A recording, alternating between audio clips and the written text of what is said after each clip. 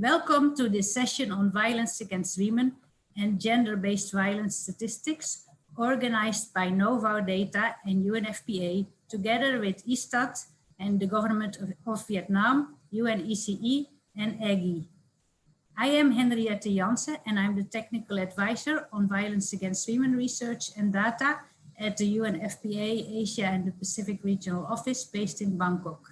And I'm also the technical lead of the Novo Data initiative, which is building capacities across Asia and the Pacific region to safely and ethically measure the prevalence of violence against women. Before I hand over to our moderator, Maria Giuseppina Muratori, let me give you a quick overview of what to expect. We have 5 panelists today, including myself. The other panelists are joining us from the government of Vietnam, the National Statistics Office of Italy, from the European Gender Equality Institute in Lithuania, and from the UNECE in Geneva. We all will share with you a variety of stories about this fascinating field of violence against women statistics. We think that the perspectives from both Asia Pacific and Europe will provide insight into national and regional priorities for measuring violence against women and how larger scale activities can strengthen availability and quality and understanding of violence against women data. It's now my pleasure to hand over to Maria Giuseppina Muratori. We call her Giusy. She's our moderator for this session. And Giusy works in ISTAT as expert on crime studies, justice statistics, and violence against women. She is responsible for victimization surveys and violence against women surveys. And she's also in charge from 2017 of the integrated system on gender-based violence in Italy. And she is member of many international task forces and working groups. I've had the pleasure of working with Giusy for a long time, and she is a valued expert in this field. Over to you, Giusy. Thank you very much, Henriette, and hello, everyone. This is a really pleasure to join you here. Violence against women prevalence rates are complex measures that are challenging to communicate and to understand. And prevalence rates themselves are only part of the story. We need other data sources like administrative data and qualitative research to enable better understanding of women's experiences with violence and a more effective use of the data for action and for improving preventive measures. Let's get our session underway by hearing about how the Asia Pacific No Violence Against Women Data Initiative is supporting capacity development in this vital field of statistics. To tell us about it, I'd like to welcome Henriette Jansen back to the screen. Henriette established the No Violence Against Women Data Initiative as a means to develop more expertise in prevalence studies in Asia and the Pacific, a region with a long history in measuring violence against women, and where 32 out of the 37 UNFPA target countries have conducted some kind of prevalence studies. Henriette's career as in public health spans more than 35 years, working with UN agencies, governments, and NGOs at a country, regional, and global level. In the last 2 decades, Henriette is a pioneer in the area of data collection on violence against women, and has provided support in the field to more than 40 national violence against women studies and trained thousands of researchers and interviewers worldwide. Welcome back, Henriette. Over to you. Thank you very much, Giusy. Hello, everybody again. You see here on the right the powerful logo of the Novo Data initiative. It's a partnership between UNFPA and the Australian government. The name expresses that we have to know violence against women data to be able to have no violence against women. The logo also reflects the silence and stigma surrounding the topic and thus the challenges to collect the data. But it also shows the relief, the dove flying out, that knowing and using the data may bring. The initiative has the aim to improve skills to collect data on violence against women and skills in data literacy. We focus on countries in Asia and the Pacific, and we are 4 years old.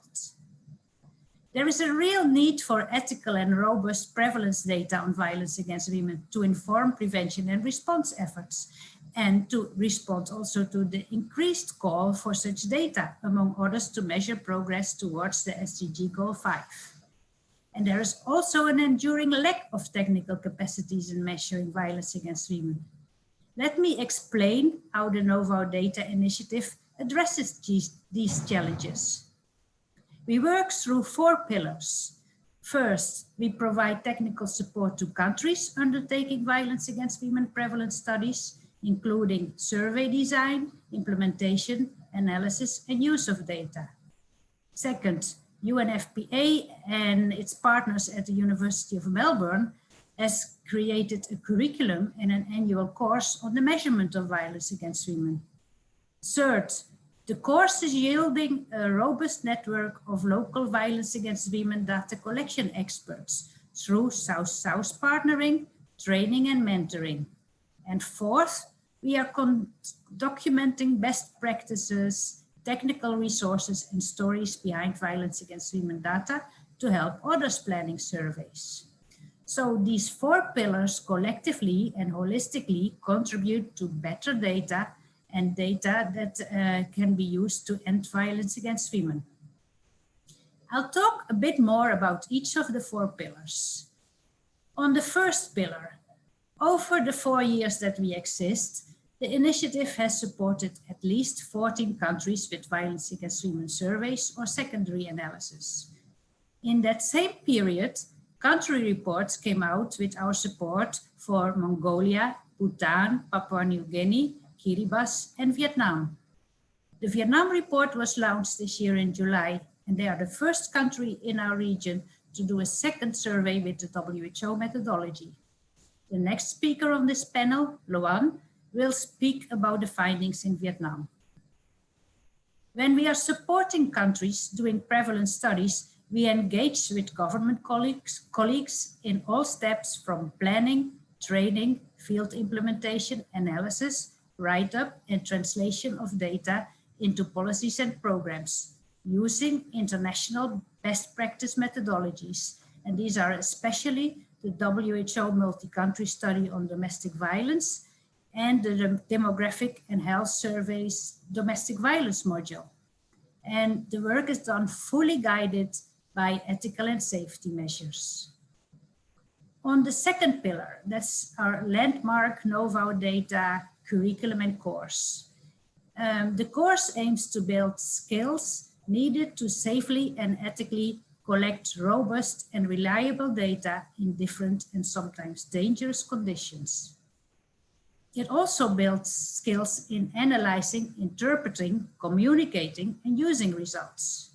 Knowledge translation is very important to us. The curriculum draws from decades of experience and existing resources developed by global experts, and it uses international best practice standards.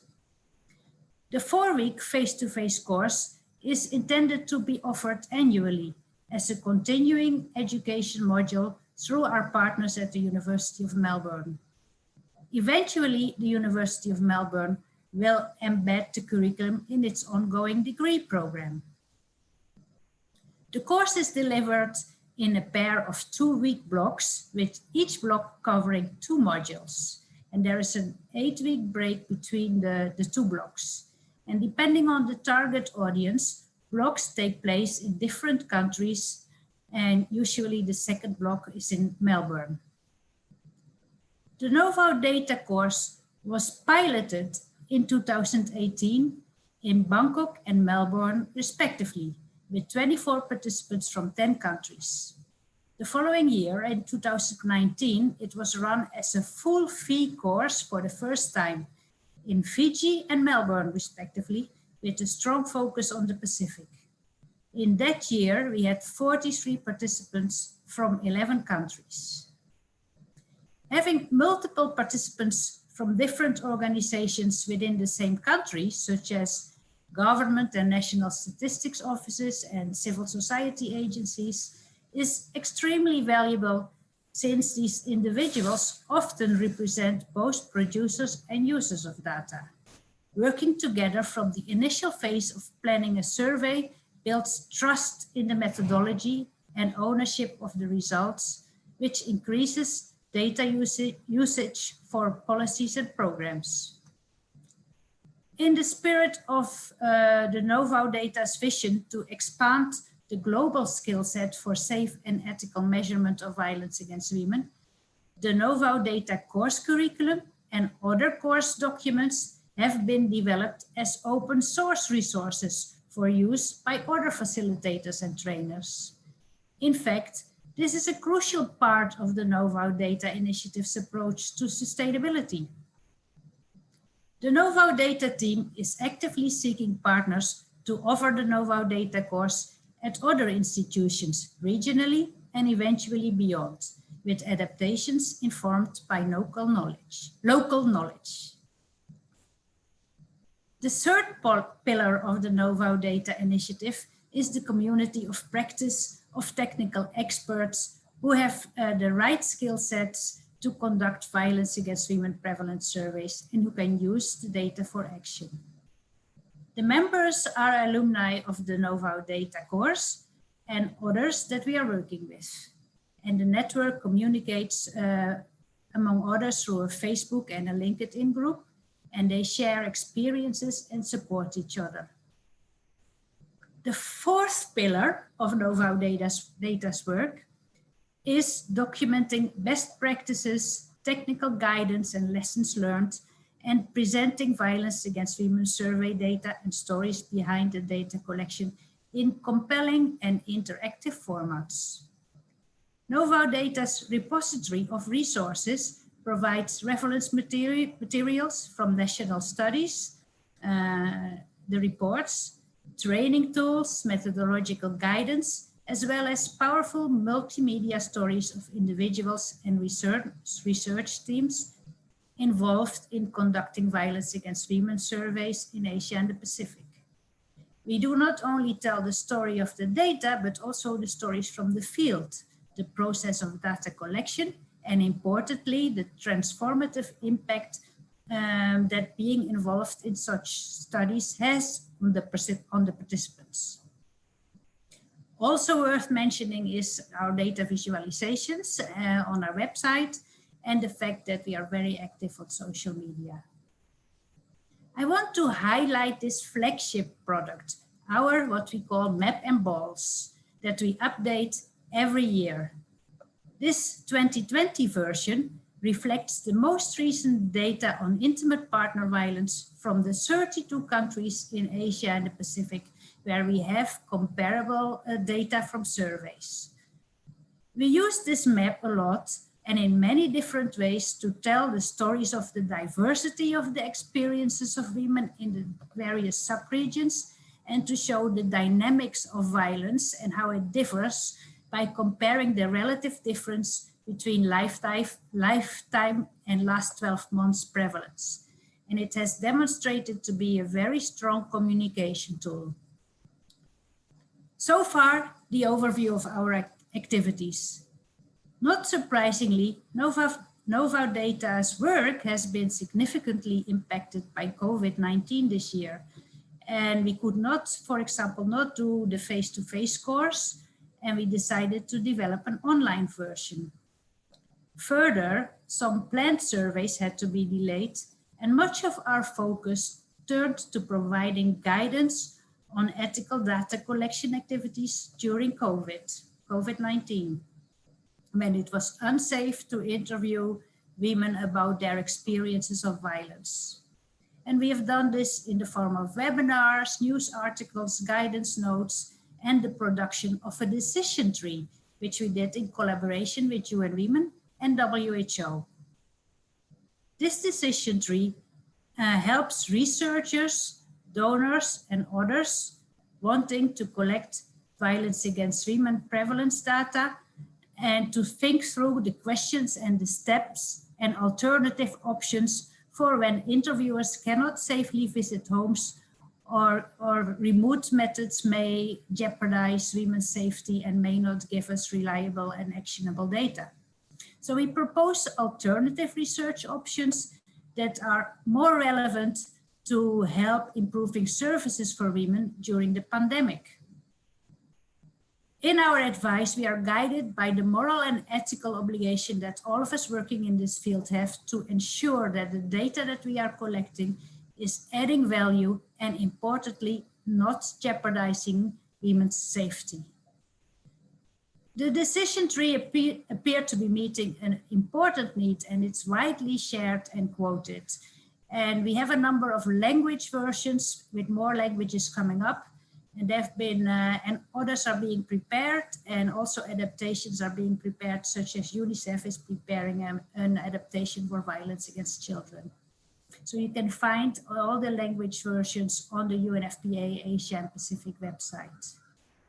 So finally, I also mentioned that the annual 4-week face-to-face course had to be adapted for online delivery. One advantage now is that we are now able to also reach an audience beyond Asia and the Pacific. The online course is expected to start early December this year, and we just opened registration. So if you are interested in knowing more, please take a look at the course website, novodata.com, and you see the name on the slide. So for reaching Novo Data and to find our resources, you see here on the next slide our more contact details. And I thank our viewers very much for your attention. Over to you, Juicy. Thank you very much, Harriet. It was a very, very, very interesting. And the No Violence Against Women Data initiative has achieved so much in a short time. The training course you have designed with the University of Melbourne and the fact that the course of materials are open sources is such a great contribution to this field. It's very, very, very, very beautiful, this. It is now my pleasure to introduce Lone, our second speaker. Trenty Beach Lone is a Deputy Director of a Gender Equality Department in Vietnam's Ministry of Labor, Invalids and Social Affairs. She is currently working as the key advisor on the development of Vietnam's next national strategy on gender equality. She's here to talk about her experience as the head official responsible for the 2019 National Prevalence Study on Violence Against Women in Vietnam, one of the most comprehensive studies of this kind. Welcome, Lone. Thank you, Lucy, for your introduction, and hello, everyone. I start with a short history. The Vietnam Domestic Violence Law was passed in 2007. No data on domestic violence as known, and violence was considered a private issue. Then in 2009, Vietnam conducted the first national survey. Nobody in the country, and certainly not in the government, was prepared for the findings at the time. The findings changed the country and how they would speak about and deal with sexual and domestic violence. In 2019, Vietnam conducted a second study, and today I have the honor to present the findings of this second national study on violence against women in Vietnam. Next slide, please. The objectives include assessing prevalence and patterns of violence against women, changes since 2010, strategy and services that women use, association with health, children's well-being, risk factors for violence, and the last is economic cost of violence. And in my presentation, I will give you some results for the first three objectives. Next, please. The methodology was a replication of the WHO multi-country study methodology to keep women safe. Almost 6,000 women were interviewed representing in the entire country. Next, please.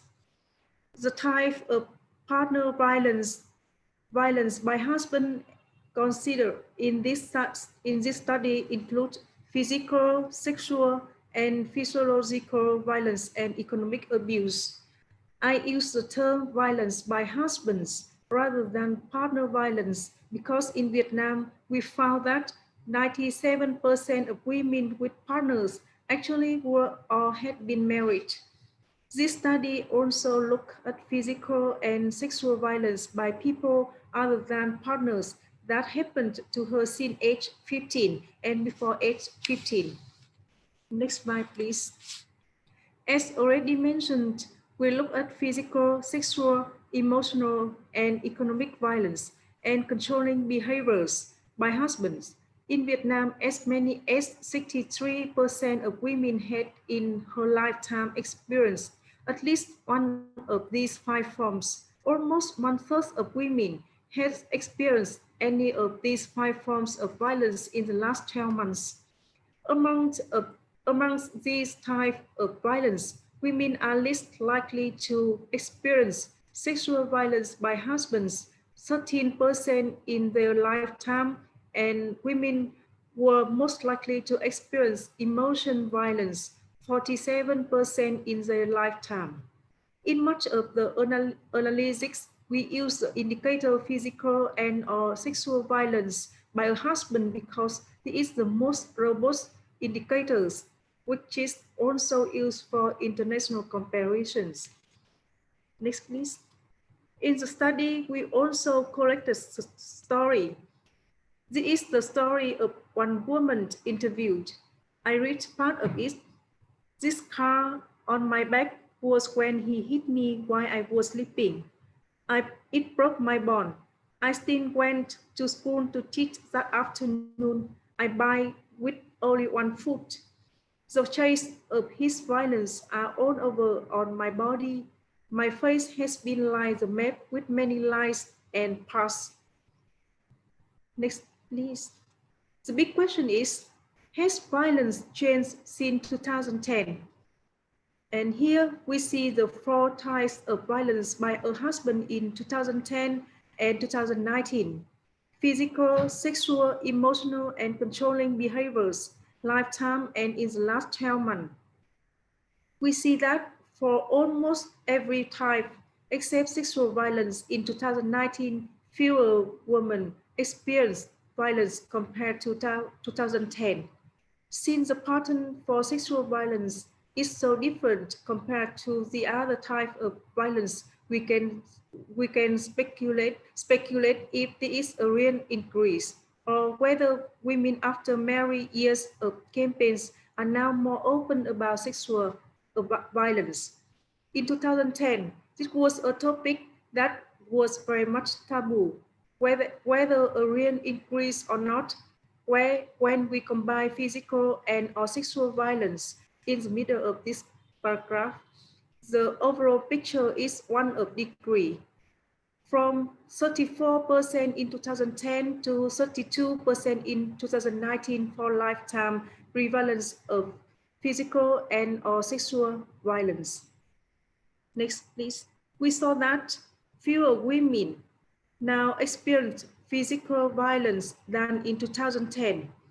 The age breakdown shows us that women of all age report they have experienced less violence, but we also see that the difference is larger among the youngest age groups, those under 40. This is evidence that we are looking at the generation change. We also saw this for other types of violence. Next, please. We also compare how women's attitudes on obeying her husband has changed between of the two studies, 2010 and 2019. Women were asked if they agree with the statement, A good wife obeys her husband even if she disagrees. Surprisingly, in both studies, we found exactly the same proportion of women agreeing with the statement, namely 27%. Interestingly, when breaking it down by age groups, we note a very interesting pattern. In 2019, if a woman was under 40, she was less likely to agree with the statement than women who were of the same age in 2010. For older women, we saw the reverse. The positive news of this finding is that we do see that the difference in attitude between generations is increasing, with the younger women more inclined to support gender equality. Next, please. We look to whom women talk when they experience physical and or sexual partner violence. As much as half of women had never told anyone about it before being interviewed. It's the same in 2010. When they talked, it was mainly to a family member. Next, please. Here we have a quote from one of women who participated in the study. She says, "You know what? My family is far away. Everyone here already knew my case. So I am fed up hiding and continuing to endure. However, I carved up from my brothers and sisters. This woman mentions how she has hidden the violence from her family, and now she is ready to get some help. She wants to stop hiding the violence. So it's very positive. Next, please. In the survey, we asked women whether they asked for help from formal services. 90% of women said they did not ask for help. Those who did ask for help most often went to the police or the people committee, and a few others went to the local leader, almost identical in 2010. Next, please. The findings show that change is happening. Fewer women experienced partner violence in 2019 than in 2010, especially younger women.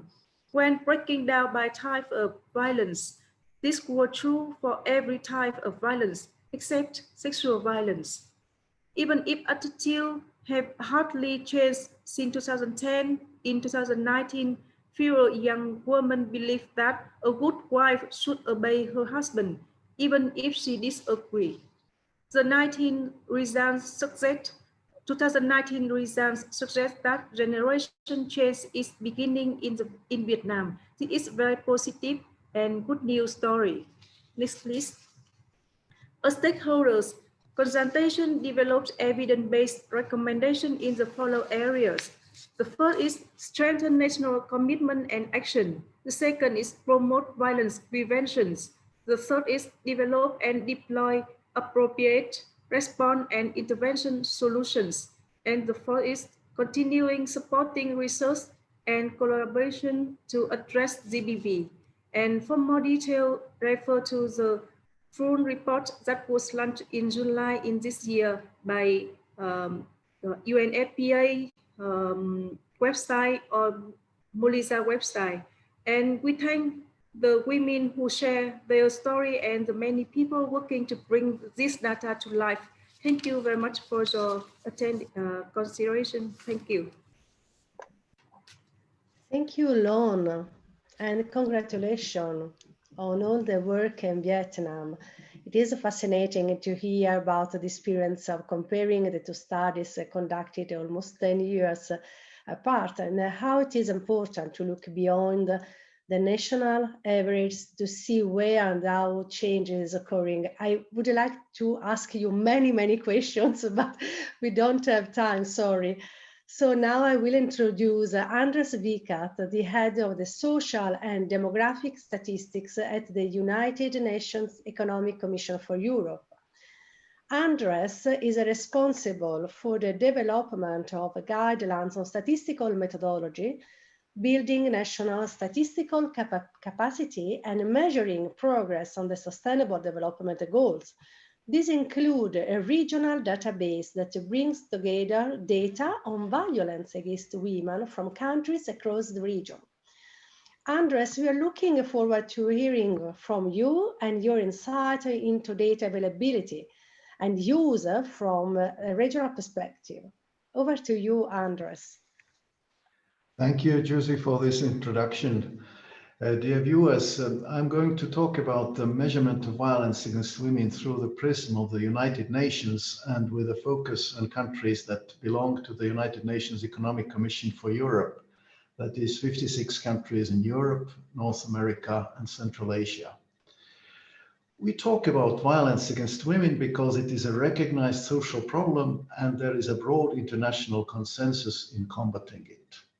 There are well-known internationally agreed policy documents that address it, such as the Beijing Platform of Action and the Istanbul Convention, and numerous resolutions of the United Nations General Assembly. Their implementation has to be measured and monitored. In the next slide, we see that the international community has also reached agreement on the indicators that have to be used in the measurement. First to be mentioned here is the so-called Friends of the Chair group of the United Nations Statistical Commission on Statistical Indicators and Violence Against Women, which published its report in 2011 defining 9 core indicators. To collect the information needed for the indicators, UNFPA has developed and tested a survey module on violence against women, and Henriette Jansen, who organizes our session today, was the main intellectual force behind this work. The conceptual guidance is consolidated in the United Nations guidelines for producing statistics on violence against women using statistical surveys that is published in 2014. Furthermore, there is a global minimum set of gender indicators, which includes 3 indicators on violence against women. And under the Conference of European Statisticians, the UNFPA has also a set of gender indicators specific to its region, including 11 indicators on violence against women. In 2015 came the Sustainable Development Goals. In the next slide, we see that there is goal number 5 to achieve gender equality and empower all women and girls, and it has target 5.2 specifically to eliminate all forms of violence against all women and girls in the public and private spheres, including trafficking and sexual and other types of exploitation. So, what can we say about this target and indicator? Are countries going to meet the target? Let us look at this in the next slide. 2 indicators have been identified to measure the target. One on intimate partner violence and one on violence from other people. Let me look at the UNFPA region, that is Europe, North America, and Central Asia. Out of the 56 countries in question, data are available for 29 and 24 countries respectively. And all that is on international record is one single data point from 2012. No recent data, no way to look at change over time. And most of these data are from the one survey of violence against women from the European Union Agency for Fundamental Rights. The overall data situation is therefore not great. Just about half of all countries of the UNFPA region have one data point, and we cannot say anything about whether the region or its countries are on track for the SDG target or not. To understand why this could be so, let me consider where the data are coming from. They require surveys, and not just any surveys, surveys that create suitable context for respondents to be at ease when talking about such sensitive matters. And while better use of administrative sources continues to be recommended, the administrative sources cannot really substitute for the special surveys, mainly because of high levels of non-reporting to the authorities, be it police or various services that help the victims. And very often we have no idea what the level of this underreporting is. Surveys are therefore indispensable. Let us look at some further indicators. With this knowledge on different sources in the next slide, you will see another Sustainable Development Goal, number 16, to promote peaceful and inclusive societies, provide access to justice, and build effective, accountable, and inclusive institutions. 5 indicators that have been defined to measure the specific targets under this goal are directly relevant for violence against women. So let us look at 2 of those that rely on administrative data. Homicide being the most extreme form of violence, rather well captured in administrative data. Almost all countries report data on international databases. And as a rule, it is not including relationship to perpetrator. So for both of these indicators, it is not just only 2 data points. There are several more data points that are available annually, and 54 out of 56 countries have the data. So for the 2 indicators where data can be sourced from administrative sources, the coverage is very good. And in the next slide, let us also take a look at the 3 indicators that have to be sourced from surveys. Without going to each one specifically, we see that the numbers that are reported to the United Nations Global SDG database are very low. The numbers of countries with at least 2 data points, that is, where we look at change over time, at least in some way. So these numbers are limited to 8, 0, and 1 country, respectively. In short, a bleak picture for a region that includes the best statistical offices in the world. Some conclusions in the next slide. I would like to draw attention to the solid international work on measurement methodology. There is guidance on data collection and clear indicators. We know what to measure and how. There is also good data on some indicators measurable through the administrative sources, but very poor data coverage on indicators relying on surveys. We can actually say that internationally comparable data on most types of violence against women don't exist, which is a huge mismatch between the declared political importance and ability to monitor progress. And furthermore, we are now in the pandemic. We have heard that violence against women is probably rising in the context of the confinement. No really solid data to assess this internationally. And at times when in-person data collection is increasingly difficult, it would also be time to consider new ways to measure the phenomenon, which is a challenge for the statistical community to think about. With this, I thank you for your attention. Thank you, Andres. It is so valuable for us and for the audience of this session to see some of the different data and methods we have to measure and monitor violence against women. Very challenging.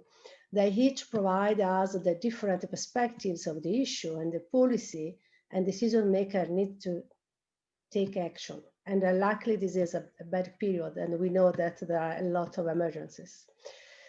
We are over halfway through our session now, and such interesting presentations. We will now hear from Cristina Faber-Rossel. Cristina is the Gender-Based Violence Officer at the European Institute for Gender Equality. It is my pleasure to welcome Cristina to talk us about the new ways to collect data in Europe. Over to you, Cristina. Thanks.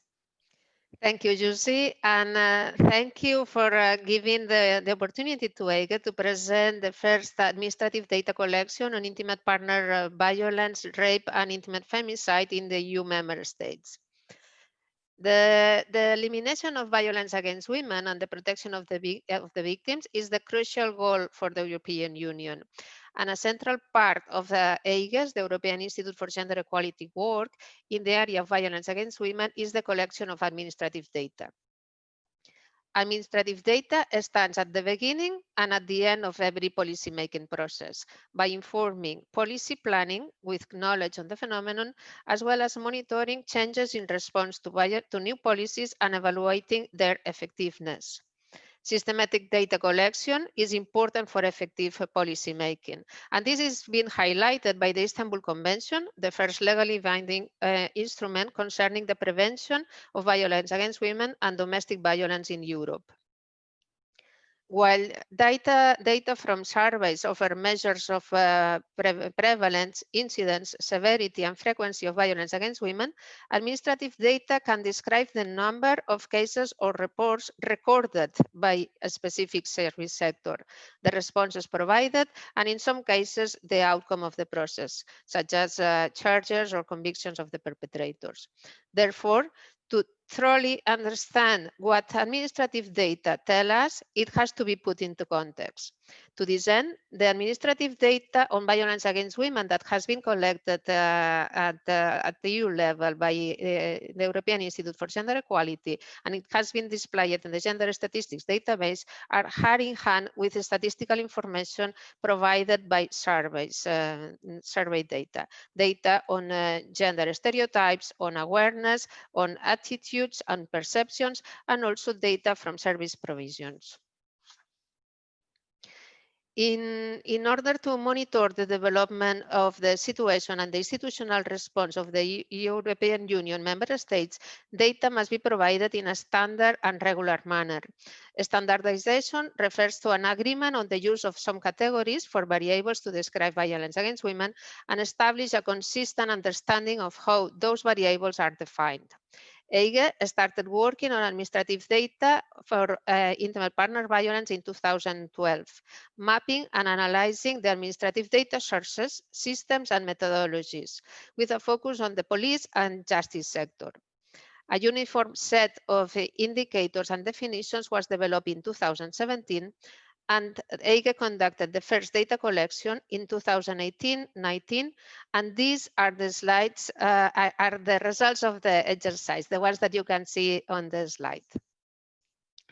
In summary, data were collected for 30 jurisdictions, for each EU member state, and for 3 administrations in the UK. Data were collected for 13 indicators, as you can see on the slide, 9 from the police sector and 4 from the justice sector. Data was not available from all jurisdictions. In fact, between 9 and 25 jurisdictions were able to provide some data. The best availability is for indicator 8 and indicator 9, covering rape and intimate femicide. But if you look at the indicator number 7, you will see that the availability of the data is really very scarce. The relationship, apart from the sex of victim and perpetrator, it's the relationship between victim and perpetrator. It's a key aspect to account for the gender dimension of violence. Overall, the differences amongst recorded intimate partner relations across EU member states are very different. For example, there are limiting to the collection to only registered cohabitants or current partners instead of former partners. So the first figure that you can see in the slide demonstrates that for 7 out of 8 IPV police indicators, less than half of all member states are able to provide information on the victim-perpetrator relationship. And when we look at the justice sector, the percentage is even less. As long as cross-country comparability is not given, the value of data on IPV is mostly in monitoring patterns and trends of the detected cases of intimate partner violence and the criminal justice response to this. In criminal justice statistics, the possibility to calculate attrition rates and conviction rates is an important benchmark for data. Data on conviction rates should be a central feature on the data collection, which requires comparable categories, counting units, and counting rules. A comparison and rough calculation of the conviction rates reveals that these are available only for 5 out of 30 jurisdictions and are not comparable across countries. However, the time trend within countries is an important indicator for policy. Administrative sources are created for administrative purposes, so their concepts, definitions, and variables are often not in line with the requirements for statistics. The data that has been collected is quite incomplete due to the lack of disaggregated variables and the use of different units of measurements. And as we have seen, data is mainly non-comparable. A main factor that affects the interpretation and comparability of administrative data on intimate partner violence crimes are the counting units used for recording. As no consolidated international standard exists or counting units, difference between jurisdictions make cross-national comparisons challenging. Police may use charge investigations, offenses, suspects, victims, and incidents, while courts are using cases, convictions, and sentences. So linking data across institutions would require the use of the same counting units. Statistical data are often organized and categorized according to legal provisions, such as articles in legal or penal codes, which are not always relevant for an analytical standpoint. Furthermore, comparability across time and jurisdictions can be hampered by changes in legislation. I think relevant when talking about IPV, the scope of definitions of IPV. Should it be limited to criminal offenses or misdemeanors need to be considered? How we can better conceptualize economic violence? How can we better map the offenses that can fall under economic violence? Also, the counting rules are relevant. Principal offense rule or multiple offense rule. Since we all know that violence against women obeys to a pattern of coercive control, which counting unit will help us to identify this repetitive pattern or the continuum of violence. Violence is never a single act. This is why administrative data need to be complemented with other statistical information. Thank you for your attention. Thank you very much, Cristina. It was really great to hear your views on the importance of contextual information to help guide and how people interpret this complex data that are very, very difficult to be comparable. And also, thanks for your recommendation about how to produce and to disaggregate data in the European context, but not only in the European context. Thank you very much. Now, our final presentation for this session. I present my colleagues from ISTAT, Claudia Villante and Lucilla Scarnicchia. Claudia is a senior researcher and an experienced policy analyst. She is currently working on developing a national gender-based violence data warehouse and is going to share her experience on integrating data sources on violence against women in Italy. While Lucilla will focus on measuring violence against women on the pandemic period. Thank you, Giusy, for giving me the opportunity to illustrate the Italian system.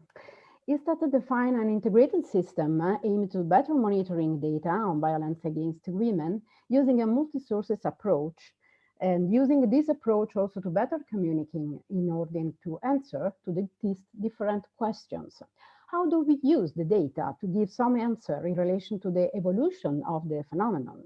What information we do want to communicate? Which kind of source we can use when data are so crucial to collect to give a timely answer, such as COVID-19 pandemic requires. At the end, my colleague Lucilla will give you a brief overview of our activity related to COVID-19. As you know, Istanbul Convention is based on 3 pillars of intervention: prevention of violence, addressing its cause and changing attitude, gender roles and stereotypes that make violence against women acceptable, protecting women and girls who are known to be at risk, and setting up a specialist support service for victims and their children, prosecuting the perpetrator. In order to give an holistic response to violence against women, it should be adopted and implement a statewide integrated policy that are effective, coordinated, and comprehensive. Furthermore, data collection and the research of the Istanbul Convention recognize the crucial importance on the role played by statistics in improving the awareness of gender-based violence and its monitoring. Following this suggestion, instead departing from administrative data, surveys and field research, and recently big data built an integrated system that we can see on the website in order to produce data to monitor the phenomenon and gender-based violence. In 2017, an agreement was signed between the Italian National Statistics Office and the National Department of Equal Opportunity in order to create an integrated data system on violence against women, with aim to support the stakeholders in designing policies and to offer updated information to implement the 3P strategy of Istanbul Convention. As the figure tried to show, field research data and administrative data will cover the information needs related to the 3P Istanbul Convention strategy. This is a map of our source data. This multi-sources approach provides information not only to measure the phenomenon, but also to better understand it. It means that we use the data produced by other official sources, such as the Ministry of Interior, and in the meantime, we carry out a periodical survey to observe the trend in the gender-based violence. Let me show you a concrete example regarding the trend focused on the women safety survey. This slide data shows that violence against women is this persistent and a heavy problem that affects our society. 2014 survey found that 1 woman out of 3 suffered physical and sexual violence during their life. If you see the difference between 2006 and 2014 survey, data shows that there is a decrease of psychological, sexual, physical violence, but not the most serious form of violence as rape. The yellow bar on the chart. You can observe also the overtime psychological violence by current partner decreased from 42 to 26. This is the blue bar. Thanks to periodic survey, we can appreciate the change to better knowing the phenomenon and how this evolves over time. For instance, we can give some answer to those questions. How has awareness of violence changed? Yes, there is a greater awareness than in the past in considering an episode of violence as a crime. It's also clear that women press charge more often. We can also say that the voice of the violence is less secret, observing the percentage of women who talk more about it and use more often the anti-violence center. And we can observe that charge on seriousness of violence. You can read on the table that received injuries jump from 26 to 40%. It is also relevant to underline some peculiar aspects of intergenerational transmission of violence. As you can see on the slide, the likelihood of being a victim is 5 times more if the woman witnessed or suffered violence when she was a child. Or the likelihood of being a perpetrator is 3 times more if the man witnessed or suffered violence as a child, that become 7 times more if the violence is acted on by the mother. Moreover, intergenerational transmission of the violence has grown over the year. This is one of the examples that we combine better monitoring and communicating, adopting a multi-sources approach. We haven't enough time now to discuss. Sorry, you can come back on the slide, please. Yeah, thank you. We haven't enough time now to discuss the result of our survey about gender role and the social image of sexual violence in Italy. I invite you to visit our site for the shocking results of this survey. Just a brief remark, almost 1 citizen out of 4, men but also women, still thinks that the cause of sexual violence against women is due to the way they dress. As you can see, the infographic on the left side, we add more data from women's safety survey that already mentioned to contextualize the results on stereotype about gender role. Thank you. Next. Coming back to our map of the data sources, let me give Some other example are our integrated system regarding administrative data from the police that allow to go deeper on the data reading. Just to remember you that we stay on the prosecution pillar of the Istanbul Convention. If you can see in figure 1, the average of the homicide decreased from last but mostly among men that declined. However, the relationship between the killer and the victim makes it possible to better understand the difference between male and female homicide. There are, in fact, two different phenomena. Women are killed in private context by partner and family members, and men by stranger in public space. More data are also available on our data warehouse that is placed on our website. Let me come back to our map of the multi-sources data to spend some minutes of our survey regarding actions supporting victims, such as anti-violence centers, shelters, and at the end, some words about big data analysis. Just to remember that you still those information fill up the protection and the prevention pillars of the Istanbul Convention. This is another example to better communicating data. The infographic gives information of the periodic survey that concern the universe of the shelter, type of services, users information is provided each year. And I invite also to visit our website where the data are available. It will be remarked the shoulder survey is carried out with a collaboration to NGOs working with the victims. This is the new frontier of the research aimed to improve statistical analysis methodology using big data. In our project, we experiment the sentiment analysis and emotion detection on 3 topics: gender violence, gender stereotype, and the hate speech. We are building a properly configured dashboard for analyzing information from social media such as Twitter, feeds, and blog of magazine and newspaper. Using new and alternative sources of statistical information is very crucial, especially when it's urgent monitoring the gender-based violence during dramatic periods, as for example, COVID-19,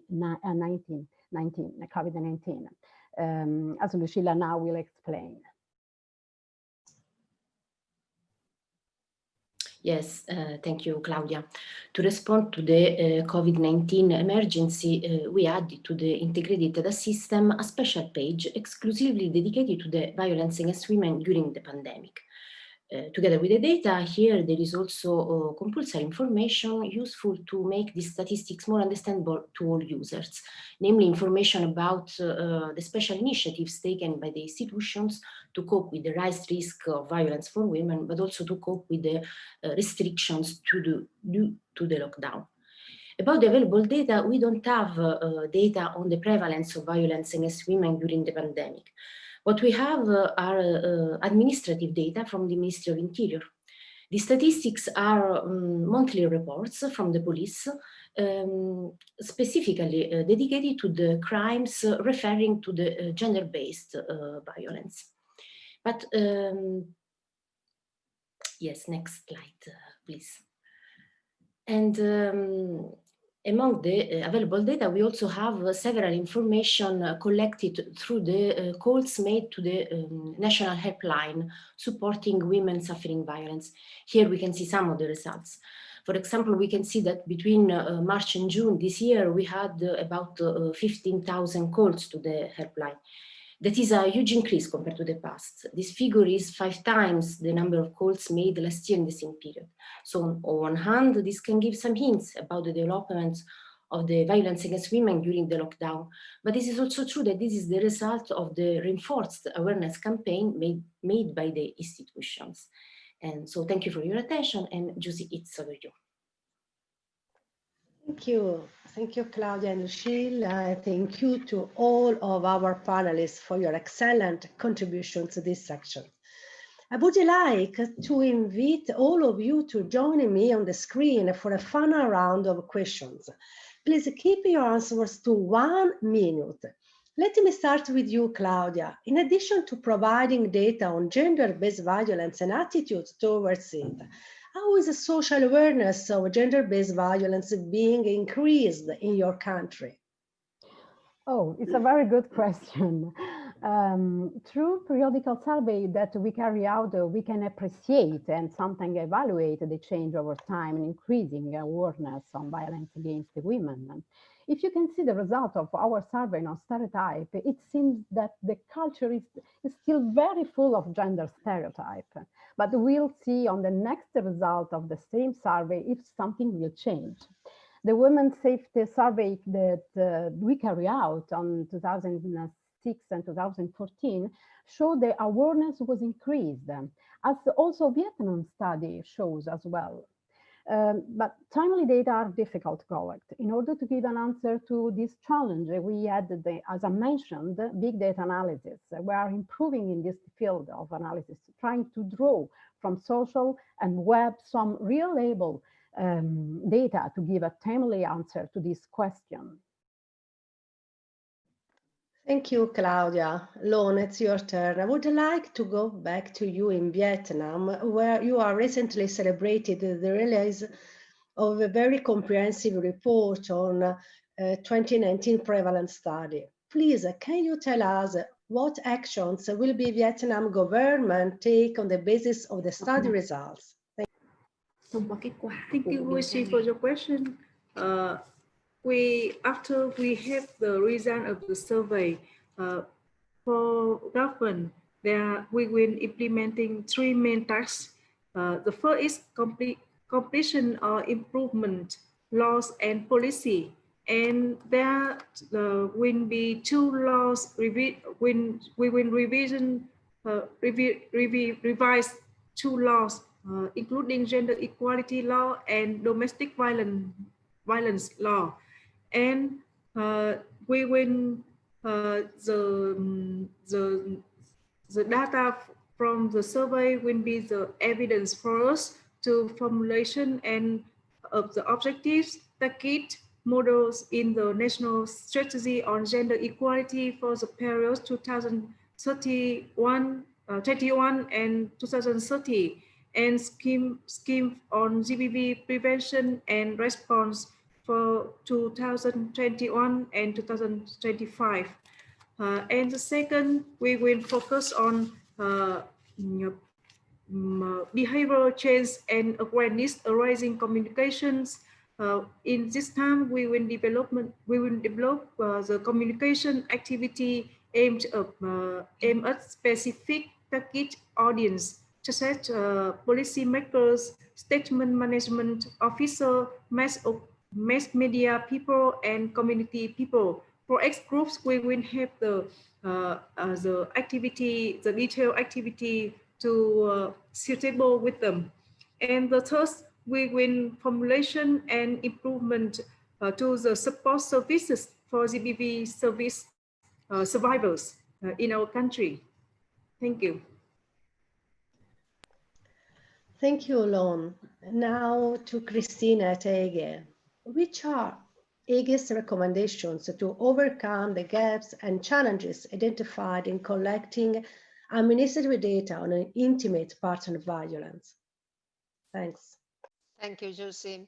As we have already explained, the lack of comparable data across EU member states complicates the creation of effective national and EU-wide policies to prevent violence against women crimes. So to advance the availability, not only the comparability, but the availability and the comparability of data, there are some technical recommendations that such as support the standardization, meaning that the standardized definitions, counting rules, counting units, map relevant offenses, promote the required disaggregation of data in the national data collection systems, meaning that data on the victims and perpetrators should be collected at each stage of the criminal justice process, including the number of people coming into contact with the police, the number of people prosecuted, convicted, and held in prison. So data must be disaggregated by sex and age of the victim, sex and age of the perpetrator, the relationship between the two,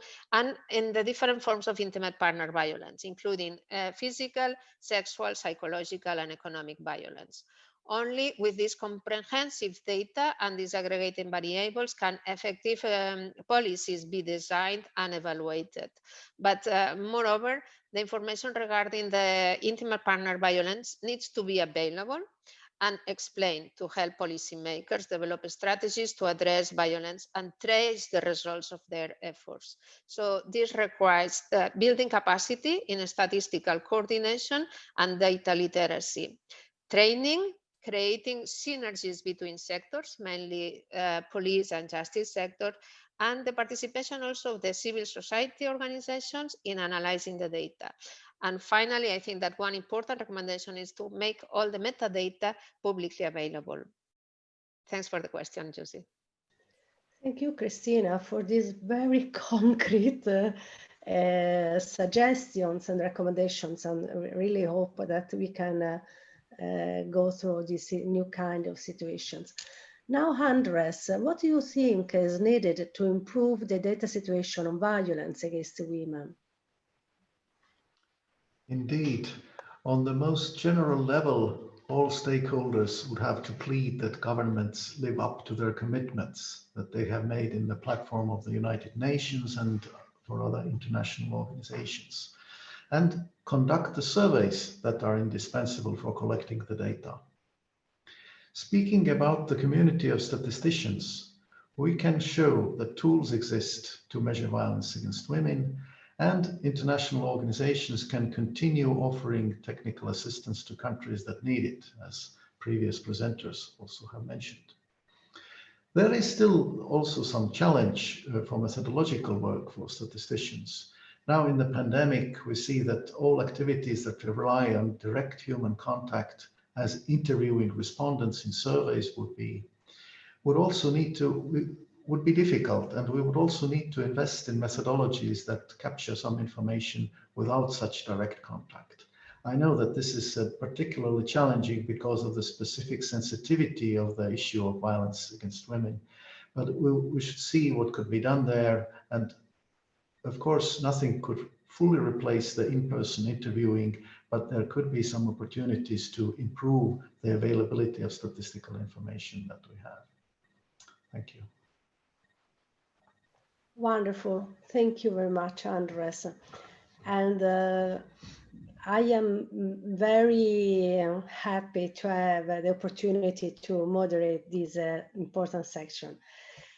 And at the end, Harriet, if I can now hand the session over to you with a question for yourself. What are the biggest priorities for capacity development in the field of violence against women data?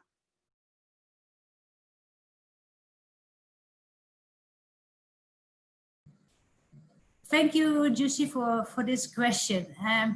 I believe that we really need more work on understanding and communicating statistics on violence against women and the role of mixed methods in this. Our presentations focused a lot on quantitative data on statistics, and statistics are very powerful and have effectively been used to influence policies and programs. You know, counting makes visible, as we say. But while prevalence data and other quantitative data can advance our understanding of violence against women, we also know that it's notoriously difficult to get comparability, but also just to collect such sensitive information, and that in surveys we do not get data from the most severe cases, from women who are hard to find, or women who do not dare to talk because they are scared. So we also know that prevalence data, the rates hide a complex reality. Similar rates can hide very different realities. So international organizations, donors, and global agendas increasingly require quantitative data. You see that with the SDGs. And while it's important to help organizations collect and actually use such data, we should also push the conversation around what the data can tell us and what it cannot tell us.